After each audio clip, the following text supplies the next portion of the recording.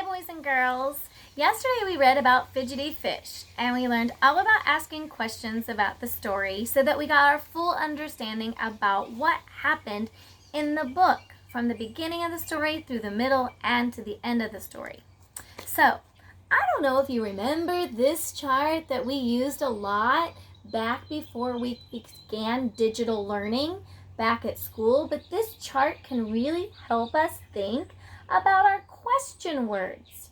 I think you can see the word what, who, when, where, why, and even how. Asking those questions, who, what, when, where, why, how, what happened in the story, those can help me better understand the story. When I ask a who question, that's usually a person or an animal, the main character in the story, or other characters. Who was in the story? A person or an animal or a thing. Where did that story take place? Sometimes it's where and when that story took place for the setting. What happened in the story? And think what from beginning, middle to end. So I want you to be thinking of those question words as we read our story today called Clumsy Crab. And I think you might have seen him in the fidgety fish story. So we're going to focus on Clumsy Crab today. And what does that word clumsy mean? Like today, I've been dropping a lot of things, or I tripped on a cord walking through the house. So that's me being a little clumsy. So do you better understand what clumsy means? Clumsy crab. I already can look at these pictures and think where the story might take place. Where is Clumsy Crab? Our story is by Ruth Galloway, again today. I know where this story takes place, I think deep in the ocean. Nipper the Crab. Nipper the Crab hated his huge, clumsy claws.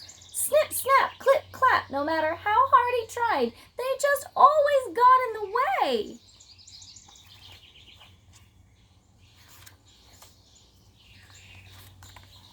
None of his friends had clumsy claws.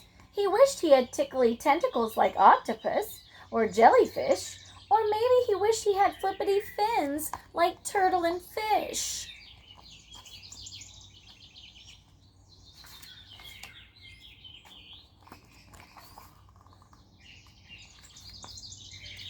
One day, Nipper was playing catch the bubble with his friends. You know what's gonna happen if he plays catch the bubble with those claws? Pop! His clumsy claws burst the bubble. Oh. They couldn't play that game anymore, so they played tag instead. Nipper scuttled off sideways, but one of his clumsy claws got in the way.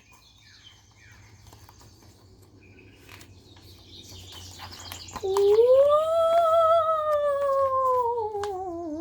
Did you see how he spun around? Nipper slipped and he stumbled and he tripped and he tumbled until he was buried up to his eyes in sand. Turtle came to dig him out. Isn't that being kind? That's being a good friend. Well, everyone decided to play hide and seek instead. Nipper climbed to a big clam shell and he pulled it closed.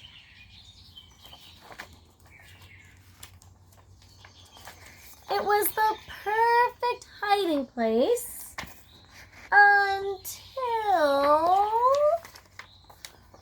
smash! Oh no!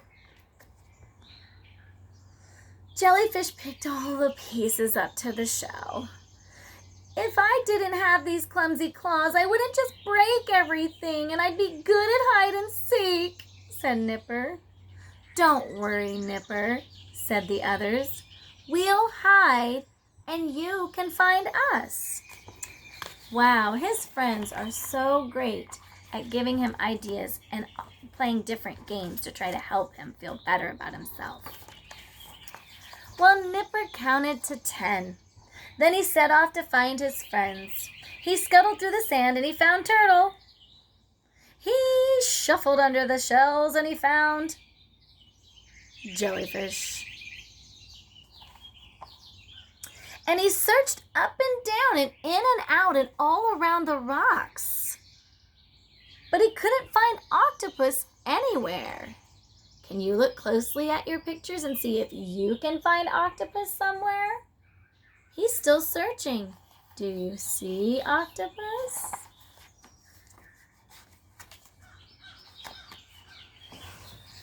Suddenly, everyone heard a cry. Octopus was tangled up tightly in some seaweed. Help! Help! Octopus squirmed and squiggled and wiggled and jiggled.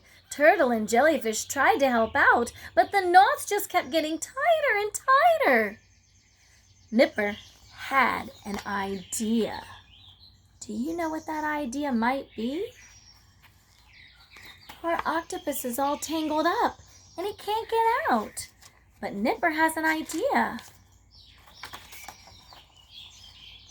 Nipper snipped and at the seaweed with his claws faster and faster. Nipper danced around the clump of seaweed, snipping and snapping and clipping and clapping. His claws moved quickly, slashing and slicing and shredding and dicing until the sea was filled with tiny pieces of swirling seaweed. Octopus was free. Thank you, Nipper. You're a clever crab, he cheered. Nipper waved his claws happily. At last he knew how useful those claws could be.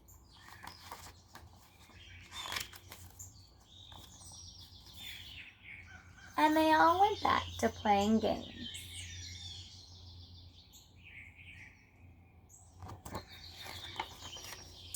So that was our story about Clumsy Crab. In the beginning, he felt like all he did was ruin the games with those big claws. He thought they were of no use. Those big claws. They made him fall down. He broke things. He ruined the game. So he wasn't feeling very good because he felt like he wasn't really good at any of those things and those claws just got in the way. But in the end, what happened? How did Clumsy Crab figure out that those big claws could be very useful and helpful, and that we're all made differently and we all do different things very well? I may be good at tennis, but I'm not that good of an artist. So we're all good at something. So think about what you're good at and how we're all different. But you also need to think about Clumsy Crab and what he was good at and what he had trouble with. So be thinking about those questions of who was in our story, where did the story take place, what happened in the story. In the beginning, in the middle, there was some problems, and in the end, I think they solved that problem. So today, you're going to take a quick quiz on our story, Clumsy Crab, and answering those questions. So have a great day.